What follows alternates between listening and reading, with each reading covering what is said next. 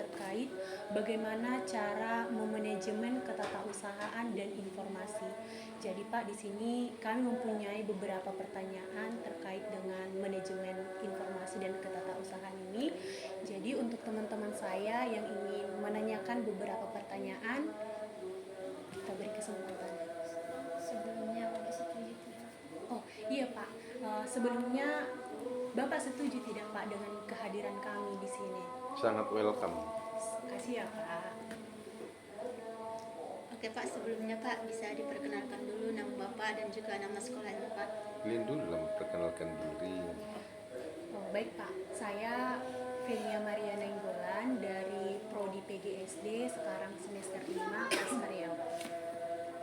Perkenalkan Pak, saya Sri Ikawati Tauruf dari PGSD semester 5. Perkenalkan Pak, saya Aulia Boru Siregar dari kelas karyawan semester 5.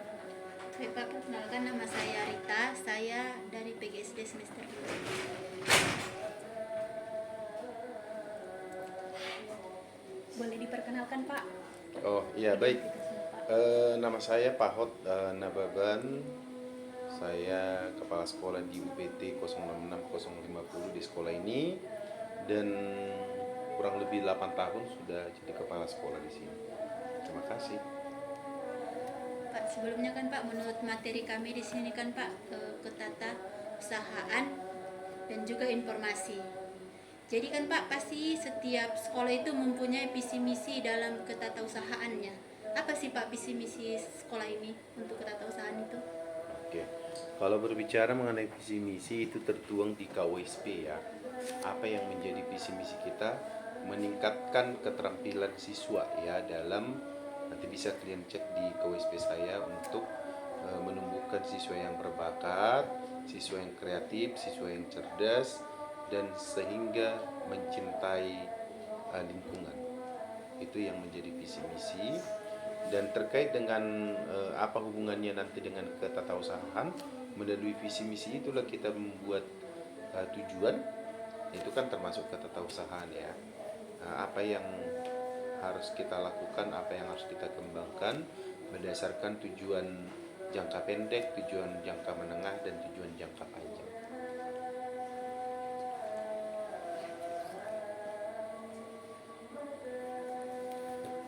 Jadi Pak, di sini saya punya beberapa pertanyaan. Yang pertama itu, bagaimana sih Pak sistem manajemen ketatausahaan di sekolah Bapak ini untuk mendukung kegiatan akademik dan non-akademiknya? Oke, baik. Yang pertama terkait dengan saya jelaskan dulu lah ya, fungsi kepala sekolah itu apa. Jadi fungsi kepala sekolah itu sebenarnya ada 3 untuk yang sekarang ini ya. Yang pertama itu adalah sebagai manajerial, yang kedua adalah sebagai supervisor, dan ketiga itu adalah pengembangan kewirausahaan. Nah, jadi berbicara mengenai apa yang harus kita kembangkan dan bagaimana tata pelaksanaannya, pertama berarti itu di manajerial. Nah, jadi manajerial siapa aja yang kita manajemen di sekolah ini? Yang pertama guru. Nah, guru kita pastikan harus mematuhi peraturan sesuai dengan yang sudah kita sepakati dan sudah dibuat di peraturan pemerintah, gitu ya.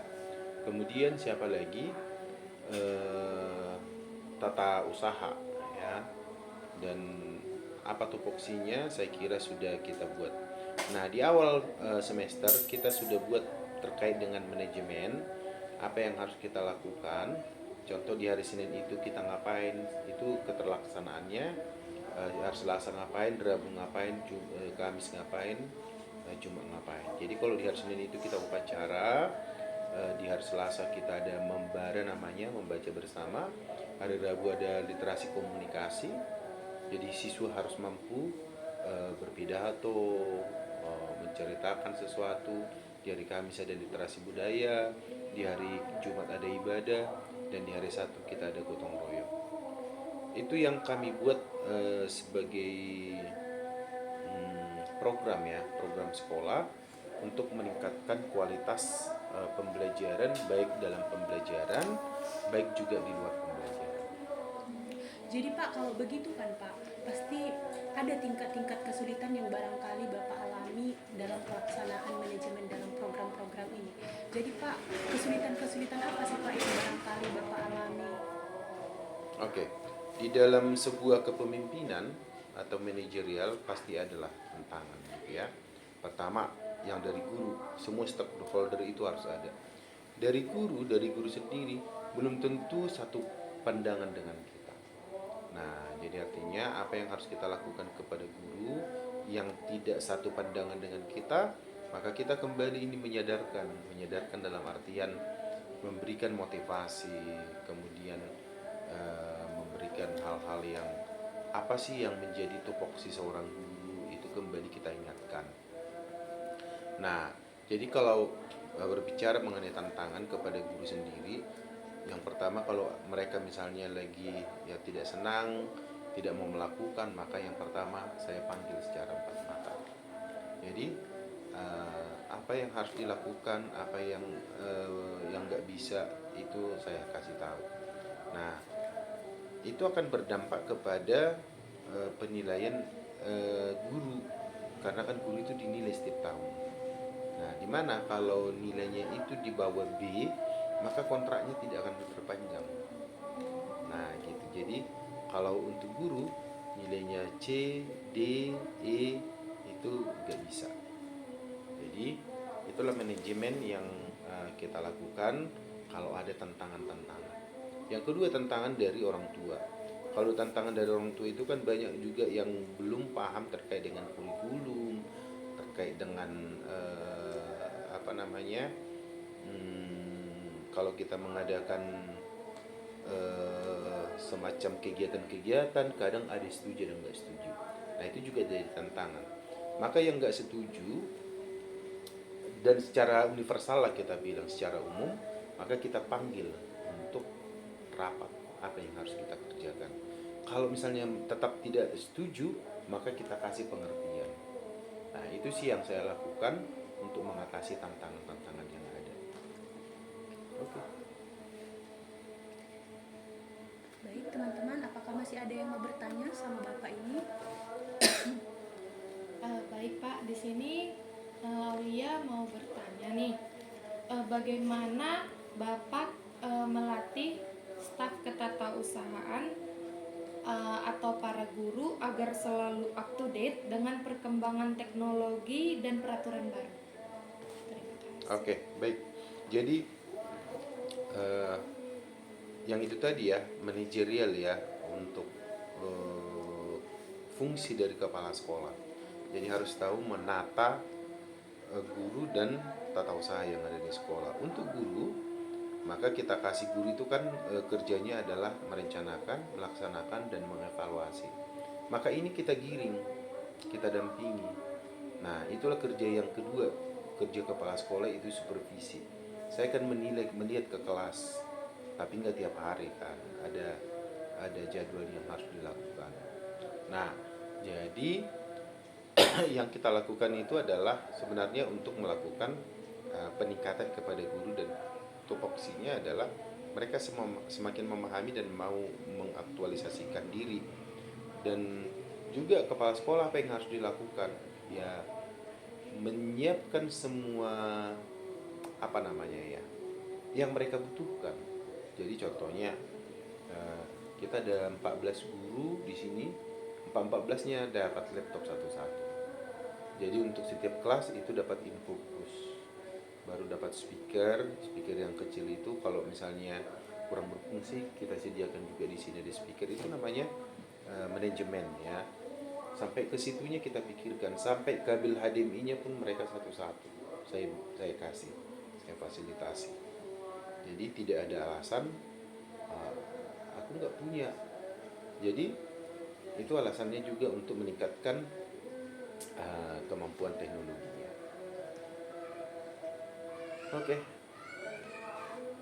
Pak, dari manajemen tadi itu kan Pak bilang kan berarti dengan cara seperti berkomunikasi dengan atau dengan cara melakukan peningkatan pada seorang guru atau juga dengan orang tua siswa, seperti pemahaman gitu lah kan Pak. Jadi pertanyaan kami di sini kan Pak, bagaimana lah cara Bapak sebagai kepala sekolah mengolah informasi itu, informasi yang berhubungan dengan ketatausahaan dan juga seperti kepada masyarakat di sekitarnya Pak gitu Pak. Bagaimana cara Bapak kepala sekolah ini untuk menyuruh para guru tersebut dalam melakukan hal itu Pak? Oke, baik. Jadi yang pertama tadi saya katakan adalah bagaimana kita mendapatkan informasi dari semua aspek guru. Tapi dengan cara bagaimana kita adakanlah rapat. Nah, yang kedua kita akan mengadakan kepada guru itu kombel namanya. Jadi sekali 2 minggu saya adakan kombel. Disinilah kita membuat atau mengeluarkan unek-unek guru itu apa keluhannya, apa kemauannya. Nah, bagaimana cara meningkatkan, sampai di situ kita push. Yang ketiga kita buat semacam pelatihan. Jadi pelatihan itu kadang kita lakukan karena kan nanti terbentur di anggaran. Kalau jadi kita mengadakan pelatihan itu 1 semester itu bisa 2 kali. Itu untuk meningkatkan kualitas gurunya sendiri. Nah, dari situlah kita mengumpulkan informasi-informasi, mungkin hal-hal yang penting. Baru kemudian yang kedua adalah kalau ke masyarakat. Ke masyarakat itu kan guru ini adalah merupakan kakinya gitu. Jadi kalau ada sesuatu, kita misalnya ada WA group masing-masing kelas, itu saya anjurkan hal-hal yang berkembang, dari situlah saya tampung. Itu namanya sistem informasi yang harus kita lakukan. Oke. Berarti dari pernyataan Bapak tadi, artinya sekolah ini memiliki hubungan yang harmonis terhadap masyarakat. Ya. Lalu Pak, untuk sistem informasinya, sistem informasi apa yang digunakan di sekolah ini Pak? Untuk mendukung manajemennya seperti pengelolaan data siswanya, tata gurunya, dan keuangannya. Oke. Tadi kan saya bilang sudah lengkap kita laptop dan segala macam. Maka dari sistem informasi itu kita juga punya wifi. Baru kemudian kita buat semua untuk mengumpulkan segala sesuatu untuk dokumen-dokumen, namanya drive bersama. Misalnya apa yang sudah dikerjakan guru, nanti ada drive bersama kita yang bisa dikumpulkan. Jadi oke, kumpulkan di sini. Misalnya hal-hal yang terkait dengan absen siswa pun saya tahu hari ini siapa yang enggak absen, karena saya hanya klik di drive itu. Nah itu sih. Jadi dari wifi, kemudian perangkat yang sudah disediakan, saya kira itu untuk memudahkan guru. Masih ada teman-teman yang ingin bertanya? Ya, saudara Aulia. Jadi kan Pak, untuk sistem informasi itu kan dalam perkembangan zaman itu akan memiliki peningkatan, begitu kan Pak? Perubahan zaman selalu menimbulkan kemajuan teknologi. Lalu Pak, bagaimana Bapak memastikan sebagai selaku kepala sekolah untuk memastikan bahwa sistem informasi yang digunakan di sekolah ini tetap relevan dan up to date Pak? Saya kira tadi kalau pertanyaan ini itu sudah terjawab ya. Jadi artinya agar kita up to date, ya mengikuti dari drive itu, komunikasi yang baik itu yang harus kita lakukan melalui kombel, melalui pelatihan-pelatihan. Di situ semua informasi bisa kita dapatkan di situ. Nah itu dia. Jadi Pak, menurut begini Pak, kalau seandainya Bapak sudah melakukan seperti pelatihan untuk meningkatkan efektivitas guru untuk menggunakan teknologi seperti Infocus yang ada di sekolah Bapak begitu kan Pak, kan barangkali tidak semua guru mampu seperti, pasti ada Pak kesalahan-kesalahan ataupun sesuatu yang barangkali yang rusak seperti itu kan Pak. Bagaimana supaya guru itu bisa tetap bagus menjalankan sistem proses pembelajaran? Nah, jadi kalau untuk menjaga perangkatlah dulu ya. Itu kita buat di barang inventaris itu artinya pemakaian. Kemudian bertanggung jawab sepenuhnya. Kalau ada rusak, mereka saya suruh membaguskan. Jadi artinya jangan asal dirusaki dong, nanti dikasih sama anaknya rusak, ya sekolah juga yang bertanggung jawab. Tidak. Kamu menjaga ini dengan baik, kalau rusak dilapor sama saya, baru kau baguskan. Biar ada tanggung jawabnya. Nah gitu. Itu saya kira. Pak, mungkin ini pertanyaan terakhir dari Aulia. Aulia ingin bertanya, Pak. Jika terdapat satu kesalahan administrasi yang berdampak pada operasional di sekolah yang Bapak tanggung jawabi ini, langkah apa yang Bapak ambil untuk menyelesaikan masalah tersebut? Iya. Ini masalahnya dari siswa atau dari guru, kan itu harus jelas. Dari guru, Pak. Nah, kalau dari guru, tadi kayaknya di poin nomor 2 sudah saya jawab tadi. Artinya memanggil guru secara empat mata. Nah, kemudian kita tanya dulu seperti coaching gitu ya. Kita harus tanya 5W tambah 1H. Mengapa? Dan kita tanya dulu, jangan-jangan informasi yang datang ke kita itu kan salah. Jadi harus betul-betul kepada orangnya gitu. Jadi jangan juga langsung menyalahkan taktuk gitu. Jadi memang harus ditanya, kemudian itu kenapa bisa terjadi, bagaimana cara mengatasinya, itu harus perlu kita ciptakan sebagai kepala sekolah. Jangan dipendam-pendam dan ditutupi. Nah, Harus dikata-kata ke transparan. sana, dikata-kata ke sini, nggak boleh sebagai kepala sekolah. Langsung aja transparan. Oke. Nah, Pak, selain Bapak melakukan pelatihan seperti 2 kali dalam 1 semester ya Pak terhadap guru, apakah barangkali ada strategi yang lain Bapak terapkan selain daripada pelatihan itu untuk meningkatkan kompetensi gurunya? Oke, tadi yang ketiga itu kan bukan hanya pelatihan ya, kombel. Di kombel inilah kita melatih. Disitulah berbagi praktik baik. Jadi ini sebenarnya lebih efektif. Misalnya guru si kelas 1, aku mengerjakan ini loh, membuat kuisis, hasilnya seperti ini, bla bla bla bla bla. Jadi dia paparkan. Nah, jadi itu sharing pengalaman mengajar, dan itu juga dikasih kepada guru, dan kami buat itu jadwalnya secara bergantian. Nah, itu untuk meningkatkan. Berarti ada hal-hal yang baru yang didapatkan oleh si guru dan Yes, ini kan? dan di share. Oh, iya, di-share. Dan kita buat jadwal. Misalnya jadwal minggu ini si ini, jadwal minggu ini si ini. Sehingga dia berpikir apa yang akan ku share kepada guru-guru.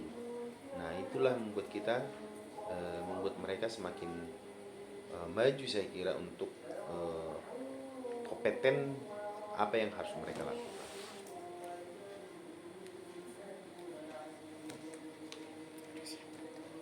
Mungkin terima kasih ya Pak untuk semua pertanyaan yang Bapak jawab. Mungkin dan juga sekolah ini mungkin sudah tertata dengan cara pelaksanaan dan juga manajemennya sudah cukup bagus, dan mudah-mudahan Pak kedepannya nanti kami juga bisa meniru dari segala manajemen yang Bapak lakukan saat ini. Jadi Pak, untuk Bapak bisa nggak memberikan inovasi selaku kepala sekolah untuk kami dalam manajemen ketatausahaan dan informasi ini? Motivasi, bukan inovasi. Sepertinya motivasi Pak. Oke, gini, saya pernah baca buku kepala sekolah itu, sekolah itu adalah kepala sekolah. Artinya kalau kepala sekolah paham terkait dengan tupoksinya, pasti termanajemen dengan baik. Jadi kepala sekolah itu bukan hanya lihat-lihat, tetapi gambaran sekolah itu adalah kepala sekolah. Karena kita yang manajemen gurunya, manajemen siswanya, kita yang lebih. Jadi powerfulnya adalah di kepala sekolah. Gitu. Jadi ke depan melihat sebuah sekolah itu adalah, ya lihatlah kepala sekolahnya. Kalau kepala sekolahnya pengen maju, pasti sekolah itu pengen maju, pasti mau maju. Itu dia kata-katanya. Thank you. Baik Pak, semoga jawaban-jawaban atas pertanyaan yang kami tanyakan kepada Bapak bisa menjadi pengetahuan baru serta ilmu baru ya Pak untuk kami. Mana tahu 10 tahun, 20 tahun ke depan kami bisa jadi Lama kepala kali, sekolah. sampai 10 tahun. Tapi mulai dari awal dulu Pak, dari guru-guru biasa dulu Pak. Kan Pak semua punya proses. Iya. Iya, mudah-mudahan. Amin. Jadi sekian Pak, terima kasih. Selamat siang Pak. Oke. Mohon maaf ya Pak jika kami mungkin dalam bertanya ini kami ada salah perkataan gitu. Mohon maaf ya Pak. Oke, thank you. Terima kasih ya Terima Pak. kasih.